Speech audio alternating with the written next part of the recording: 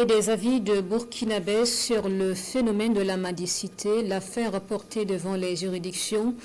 Ils appellent les autorités à renforcer les mesures pour mettre fin au phénomène de la mendicité donc dans les villes du Burkina, Issoufou Kaboré et Frédéric Nikima.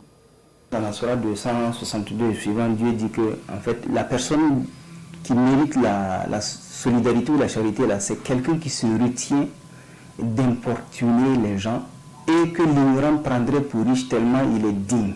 Autrement dit, l'islam condamne fermement la pratique de la mendicité. Faire de la manche une profession est proscrit par la communauté musulmane qui y voit une atteinte à la dignité humaine. Selon le guide religieux, le fidèle musulman ne peut demander la charité que dans 3 cas. Lorsqu'il est victime d'une catastrophe naturelle, accablé de dettes ou encore condamné à payer le prix du sang.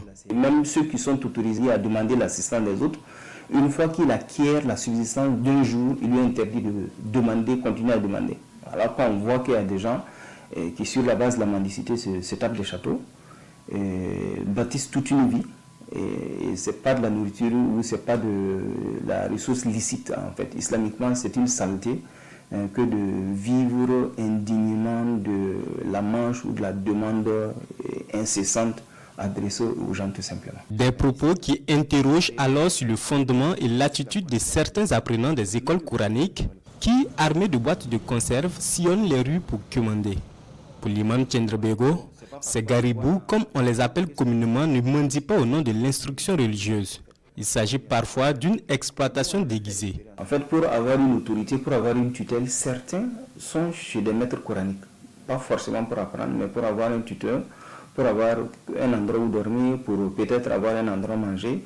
Et malheureusement, certains maîtres coraniques vont exploiter cette faiblesse-là en faisant de la personne ainsi dans cette situation des agents pour demander en leur nom. Et puis bon, si vous voulez, c'est des agents j'allais dire de collecte, entre guillemets même de raquettes sociales en fait des personnes. Un enfant peut-être de 6-7 ans, 22h, 23h qui est couché au feu. S'il passe toute la journée au feu, la nuit à 22h, il apprend l'islam à quel moment en réalité? Voilà. Donc si c'était un outil de l'islam en matière d'instruction, il y a longtemps que ça allait être abandonné.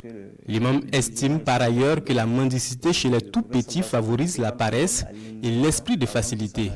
Une situation qu'il qualifie de perte de ressources humaines, aussi bien pour la communauté musulmane que pour le pays. C'est pourquoi il salue les efforts du gouvernement dans la lutte contre la pratique. Souvent, ce n'est pas des enfants qui sont là parce qu'ils le veulent, c'est parce que c'est des enfants qui ne sont plus dans une structure familiale, soit parce qu'ils sont des déplacés internes, soit parce qu'ils sont des orphelins, soit parce qu'ils sont en conflit avec leur famille. Donc on a toutes ces configurations qu'il faut prendre en compte.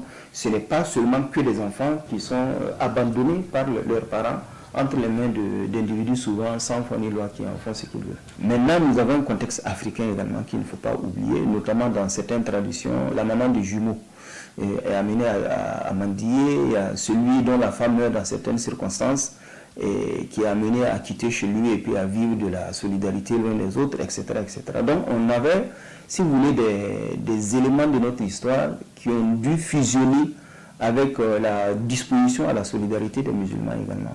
En tous les cas, la loi se veut claire. Toute personne ayant les moyens de subsistance ou capable de travailler, mais qui se livre à la mendicité s'expose à une peine d'emprisonnement de 2 à 6 mois. Le Code pénal de 2018 prévoit également des sanctions plus lourdes contre quiconque incite ou emploie d'autres personnes à la mendicité, sous quelque forme que ce soit.